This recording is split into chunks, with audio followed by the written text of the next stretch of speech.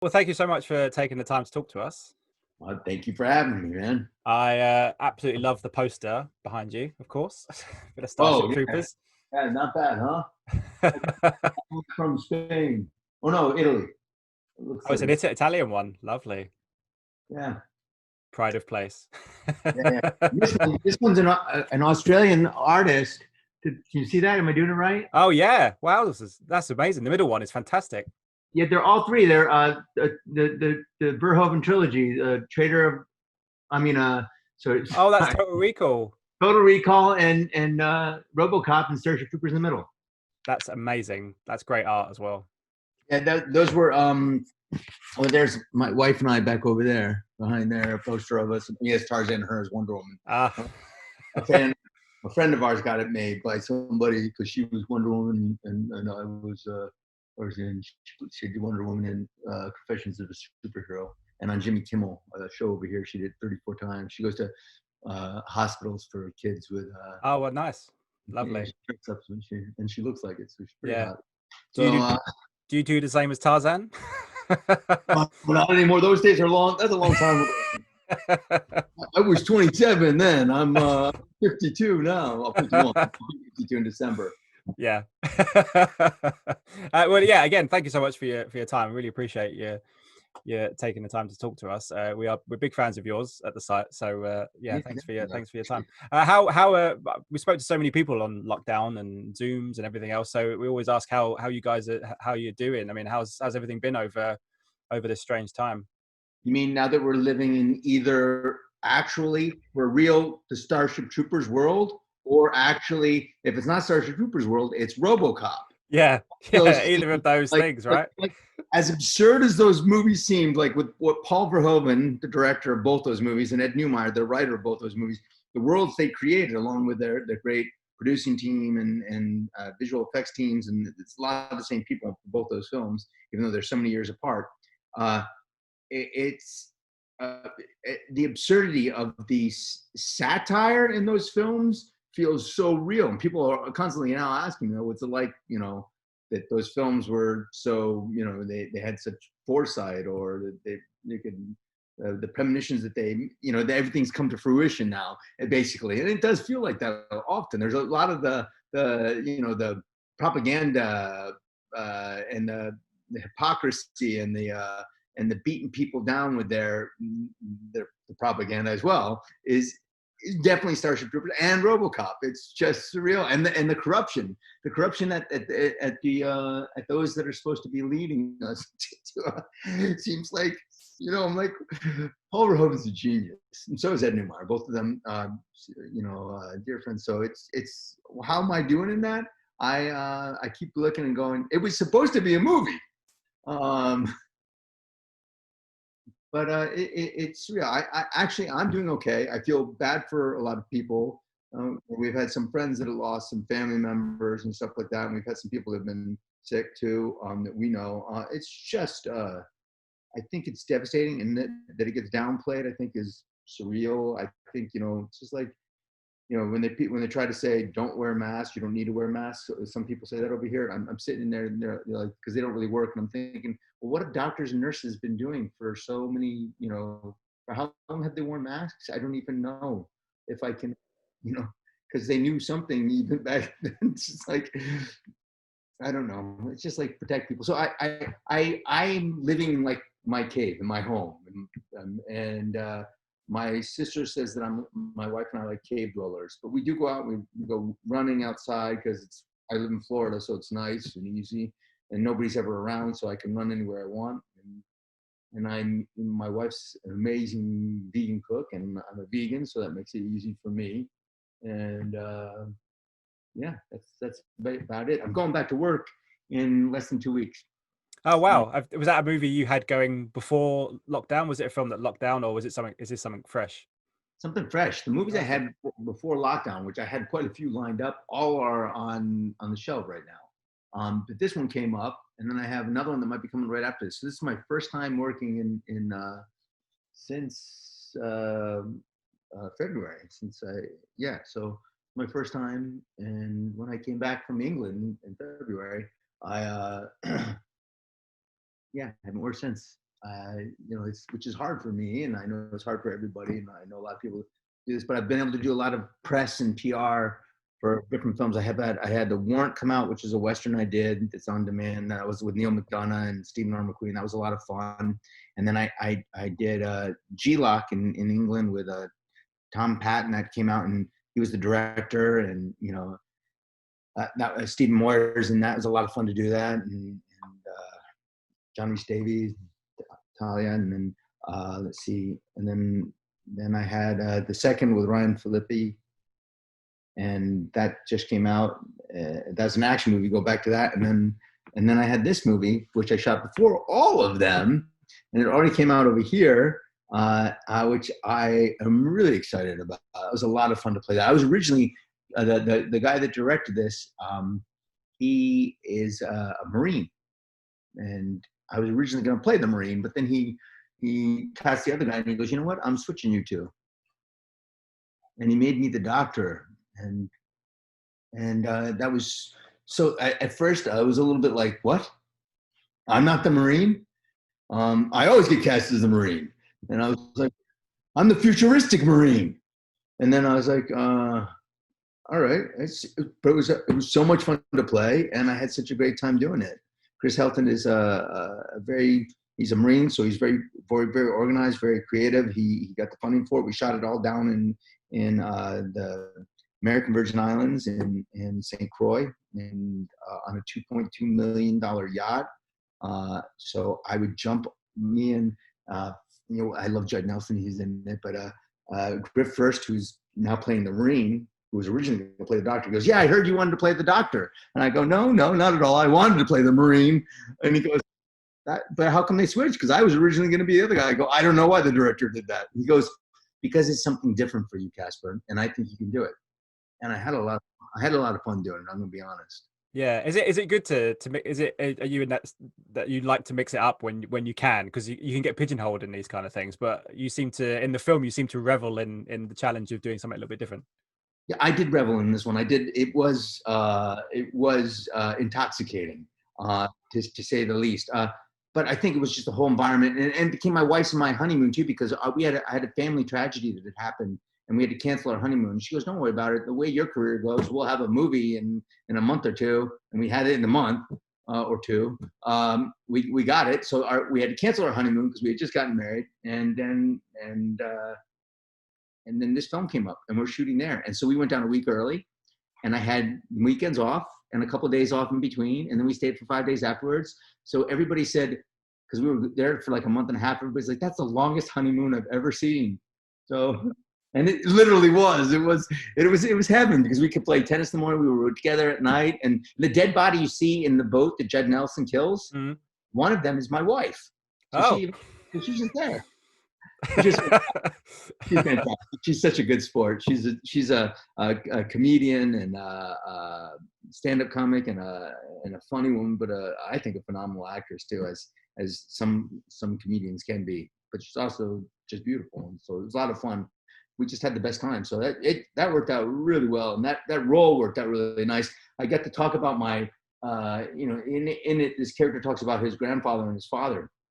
And I said, "Well, can I switch the story up a little bit to make it more my grandfather and my father?" Because they were both in the military. My dad, a Navy pilot, my grandfather, Marine, World War I, who met my grandmother in Paris. And this is, so we're talking about this guy being over there, falling in love, and this whole story. It just changed a little bit. So it was Chris Helton's story of what he had written, which was just off of things he had heard and stuff like that, and real stuff about my grandpa and my dad, which was a lot of fun for me to do.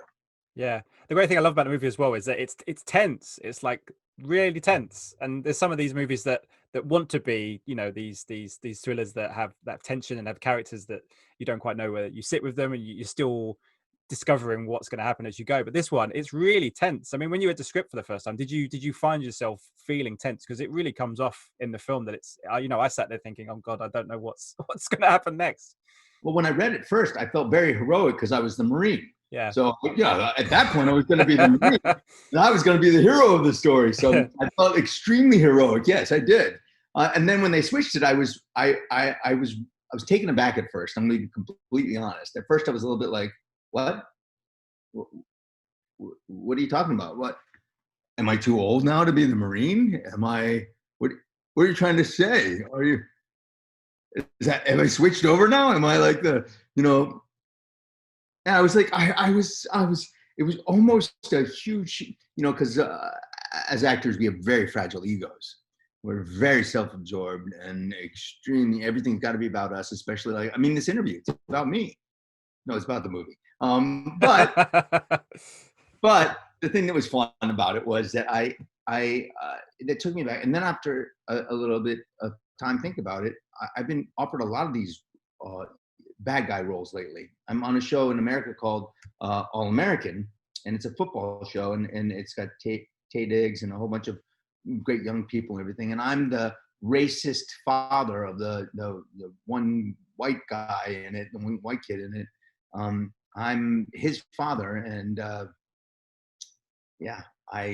I've said horrible things in that, and then I play this one in that, and then on The Warrant I played a bad guy, and in G-Lock I played a bad guy, or the bad guy, I don't know. But I have the thing I like about most of these characters is they have redeeming qualities. They have things that it's not like, oh, I'm evil because like Tristan, I just have evil. They have intentions where they think that they're, which is more relatable. So there's certain aspects that I could relate to. Which was fun for me to play. And this one, it was a lot of fun to play. And Griff and I, we'd be on the boat, and it'd be lunchtime, and we just jump off the boat into the water. Why not? I'm gonna be like, hey, hair and makeup, whatever. I'm sweating anyhow. Sorry, guys. It was every day. We're just like this. It was the best. It was like, but also with scuba diving and all this. This film, I had all this time where we were doing all this crazy stuff. And then we did all these fights in the water, and it was just surreal. It looked pretty good. They looked pretty cool though, those fights in the water, I have to say. It seems like it was a bit of an art form to pull it off cinematically. Yeah, they had a great, our cinematographers were amazing, and Griff and I just really went at it. There's one point in time where we're in one part of the island where it goes 30, 40, 60, 70, 100 feet, and then there's 1,000-foot drop. And our boat is anchored at like 70, and we have the other boat floating away, and they let it float, and then we have to jump off and start swimming towards the other one. And as we're swimming, the current is going away from us. So we're swimming forward, but moving backwards, because you can't be as fast as the current out there. And as we're going now, we start over the white sand, and as we're swimming, we're going back, still swimming forward, but going back. And now we're over the dark, dark, dark blue water that you can't see down under. And we could see the sandy water you could see. So they had to send a rescue boat out to get us because we kept swimming, and he kept going, I was going to head back to the boat, but you kept coming after me. I go, well, I wasn't going to quit because you kept going. I already been, I'd been told I wasn't the Marine now, so I wasn't going to, quit because, so we both kept swimming until they both came like, guys, that's it. But it was pretty intense. That was intense. There for a moment there, I was dying. He goes, I was dying. I go, thank God. That's a lot. I'm not Michael Phelps or any of these guys or any of those guys that swim across the English Channel. That's not me. That's not who I want to be. I'll be the guy watching it going, that looks cold. Well, it gets colder as you're going over there, but at least we're in the Caribbean. But it's just super dark, and then there's lots of sharks. And I love shark diving, but when I don't have a mask on and I can't see, not so much. Obviously, you work with great director here, and you've had the opportunity to work with, you obviously mentioned Paul Verhoeven before, you worked with Tim Burton, Robert Rodriguez. Have you enjoyed working with, say, the big guys, as it were, but also working with these directors that are making these smaller budget films, but also have this amazing skill to make those, because, the budget restrictions and everything else is such a hard thing to pull off these smaller movies?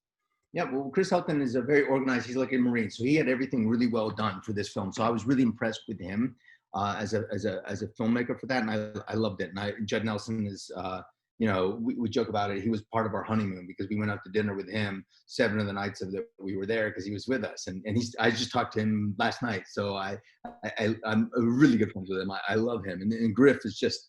Him and his wife and his kid, I love them to death. So it's so much, it's easy for me to relate to these guys. I just dig them. But Chris was great. I spoke to him yesterday too, on the director. And then in England, Tom Patton, just for him to get G-Lock done was amazing. That guy, I was going to do his 400 bullets or 600 bullets, whatever it was, but I couldn't make it work. I'm so depressed because I think he's such a talented one. He directed me, Stephen Moyer and myself and John Rhys Davies and Talia.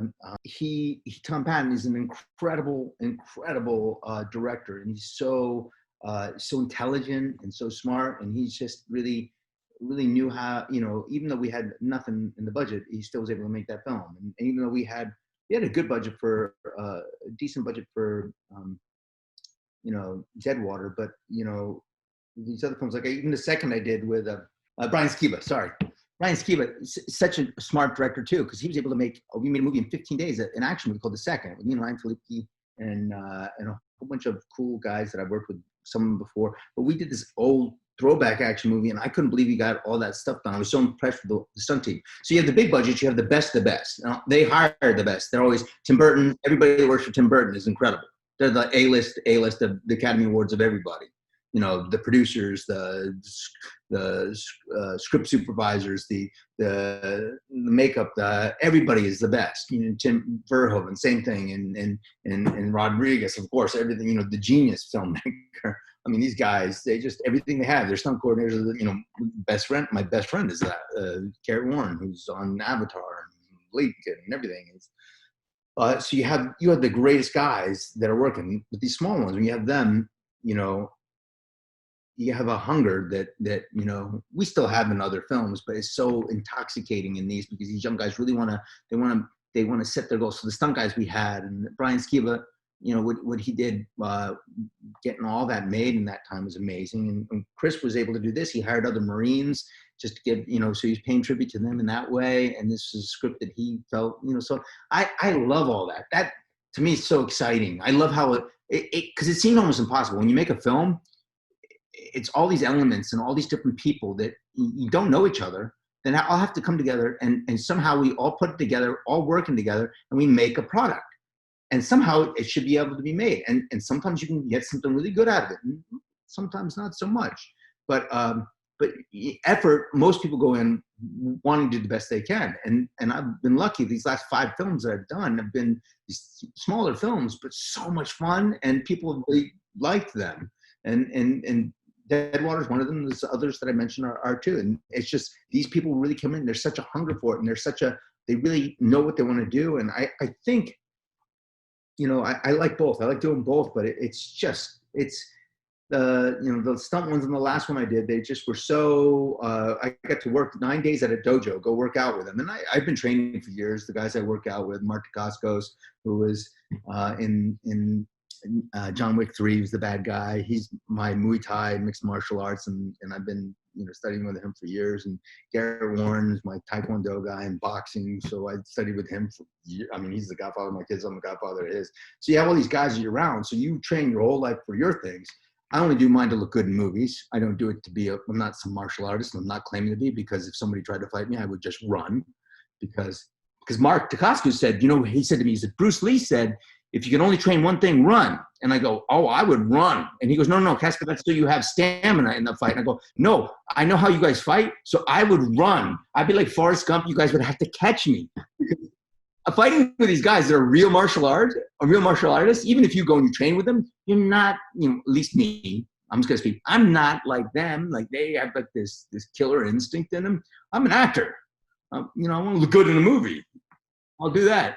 But I've been training for a long time, but I'm still going to leave it up to them because they're the real fighters. I'm a guy that dresses up and wears makeup for a living, so there's a little bit of a difference.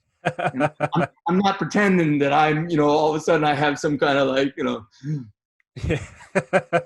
I did want to ask you about, you've already mentioned it, but about Starship Troopers, because I think there's 2 movies. I'm pretty sure they were around about the same time, which was Starship Troopers came out at the end in 97.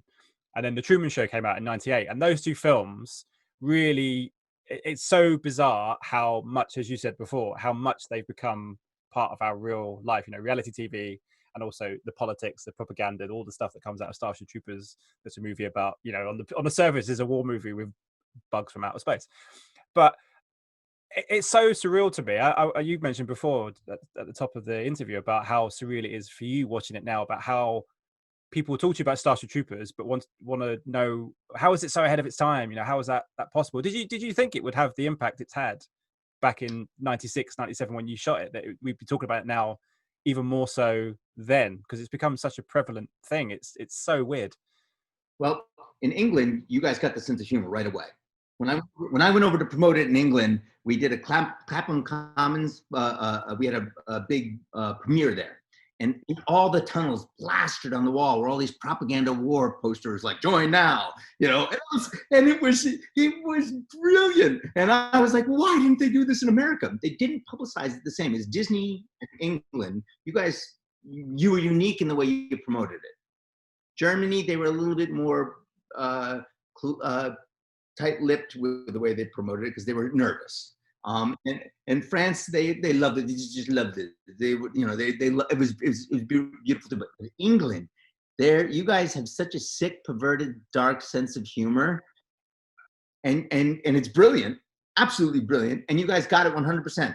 Reading the script, when I read the script, of course I understood that it was humor, because I was like, oh my God, I read this book when I was a kid. How did I enjoy this book? How did I understand that satire? I'm 12 years old. There's no way. I went back and reread the book. There's none of it in it. The book is completely different than the movie. The satire is all written by Ed Neumeyer, and then, you know, it's created by Verhoeven and Neumeyer, because he had Neumeyer on the set every day. But I didn't know, you know, I didn't know that it would be like this in the future. I just thought that everybody's going to love this because it's so funny.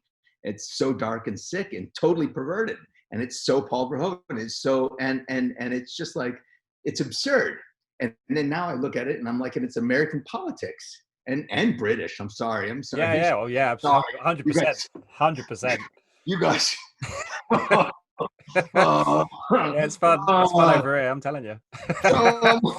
So I just gotta say, it's a crazy time, because I people, you know, and definitely Truman Show, definitely too, because we have all that in the social media. I just got off of social media because I was like, I just can't do this anymore. It's just too mean, too nasty, too crazy, too insane. I have too many ex-wives. You know, there's too many things that go on with it. You know, it's like, I don't, you know, it's just, I look at everything like, but it's either Truman Show is a great way to put it too, because that's a great film. And but also we just have the Starship Troopers and the RoboCop, when they have those propaganda news stories come up, and to see them now on TV for real, and I'm like, no, it's just stupid. It's literally stupid. And the people that would believe the crazy, you know, this conspiracy theories, I'm like, that was supposed to be satire. It's supposed to be satire. It's not supposed to be real. People aren't supposed to really believe that. Yeah, I don't know. Yeah. And use it to get elected and things like that. Those kind of things to get into powerful places. And over here as well. It's the same over here. I look at there and I go, I wouldn't believe that. And you know, I just don't know.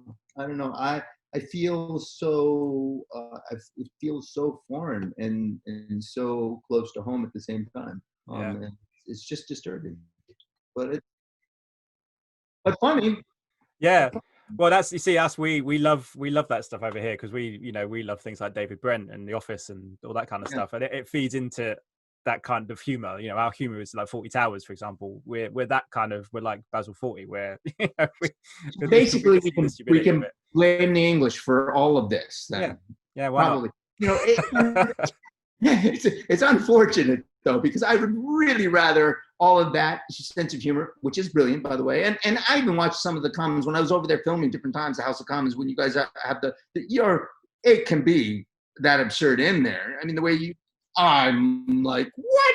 And so it is brilliant, but for it to be the way it is right now, where it is so conspiracy driven, you know, conspiracy theory driven, and like they're out to get you kind of thing, is just, and now some of it really does feel like they're out to get you. So I'm like, I don't know, I'd buy that for $1. Yeah, we're just waiting for the big bugs to appear, I guess. But maybe they're here. Maybe they're already here. Who knows? It might be. But, you know, in the novel, there's these in the Starship Troopers novels, which we never went into the films, and was always hoping they would. there's these giant skinnies who are like another being who are really behind all that, and they kind of work together with the bugs at one point in time. I think maybe controlling or whatever. So wow, man. All that conspiracy, interdimensional traveling beings. I don't know. Yeah, maybe. Before I let you go, I did want to ask you though. I've heard rumors that you might be doing a Starship Troopers TV show, which is quite exciting. Are you any closer to that coming to fruition, or as the situation kind of put it on the back burner? It's been put on the back burner. It's been something that's been talked about, but it did come closer last year. I'm not gonna lie. I was talking to a very huge director who was that Sony was very interested in. He said yes, he would do it, and Ed was working on it, had come up with a whole proposal. So we have stuff. We were really close, and it really depends on if Sony comes up. But they had a change of guard over there, and that usually puts things on the shelf, and also with everything else going on. But I think it's actually would be a great series, especially with the political commentary and the satire of it, which is what is happening right now, even with like Space Force. I mean, I saw these Johnny Rico Space Forces, and I even saw them put Trump's face in my helmet. You know, and just do Space Force. Just all these things. Desire to know more intensifies and stuff like this. All these people were doing all these really weird memes and stuff like that. But I think it would be a really cool series to explore. And I think there's so much. There's so much to be seen in our current situation that we could totally go off on. Kind of like what The Boys is doing, in a way. With I think The Boys is a very intelligent series. I think it could be done something like that. Yeah, I could see it having a home on Netflix or Amazon or something like that. And I think it would be a show that, you should say, it's quite prevalent anyway. So to bring it back seems like it seems like almost perfect timing. It really does. It feels like, and it's something that people talk to me about. I mean, I still to this day can't go somewhere without somebody yelling at me, some quote from Starship Troopers, just yelling at me in public. And then they're like, dude, I don't even know why I yelled at you. I'm sorry. And I'm like, no, I love it. Thank you very much. They're like, come on, Griff, you want to live forever? And I'm like, oh, dude, man, I'm sorry. I just love that movie. And, they'll apologize, but they'll yell something. They're like, Johnny Rico, what are you doing here? And I'm like, I'm getting toilet paper. It happens. I still can't get over how Neil Patrick Harris has gone about his career since that movie. It's pretty mad. He's done really well. He's a super smart guy, super funny, super talented. He's got a lot going on for him in that. But it was a fun one to do. And I would love it if we did make a series. I think that it should be made in England. I think that would be even better. I think the English should get on it, and somebody over there should go, hey, we could do this, and I'm on board. Johnny Rico, old man Johnny Rico coming in. Yeah, of course, hey, go out there. It worked for Rambo and Schwarzenegger, all these guys. People love to see the old versions of their characters. Yeah, and also it worked for Logan. Yeah. Good idea. It's a good idea. I think you should. Yeah, hope, fingers crossed you get to do it. Yeah, I hope so. Get the right people behind it. I thought I had them. I really did. They actually approached me to approach a director I worked with, a big one, and that you mentioned that I'm not allowed to mention right now, but he's like, that's all he wanted to talk about when I was working on that movie. When I was working on Alita Battle Angel, that's all he wanted to talk about when I was there. I was going to say, I'm not sure what a Tim Burton Starship Troopers would look like, to be fair. He would be really cool. But hey, if anyone could do it, the person you can't talk about would probably do a good job. Let's be honest. He would be. I think he would be the guy. Because the thing is, he's a super fan of it. He's a super fan, really loves it, and he told me while we were working on it, he listens to 3 movies. He has. Like some people have, they listen to playlists of music when they write and when they do things. Well, when he's editing, he has 150 movies that he has on a loop, and then he turns the sound way down so you barely hear the things, the sound, and he turns on like thunder and rain, and he writes and he edits. But there's 3 movies that come on that list of 150 movies that whenever they come up, he turns down the thunder and turns up the volume, and Starship Troopers is one of them. There you go. I didn't ask about the others because he only wanted to talk about Starship Troopers. I think I did ask about but all he wanted to talk about was that. So that was kind of cool. So, well, fingers crossed one day it comes to fruition. Casper, it's been an absolutely pleasure talking to you. Thank you so much for your time. Thank you so much too. Good luck with the film, and I really hope you get to do a Starship Troopers TV show, because I think the world would really like to see it. You guys over in England, you guys got to get together, and you guys start a petition or something like that. I don't know. Hey, if British people love nothing more, it's to sign a petition. So I know. Well, I got to get somebody who's willing to get up there, step up, and do it, because that's what should be done. Hopefully, someone comes out and does the petition. Thank you so much for your time. Absolute pleasure talking to you, and stay safe. You too. Ladies and gentlemen, you're watching Hey You Guys. Hey You Guys, huh? Hey You Guys. Is that from the Goonies? It is indeed, yes. Nice. Hey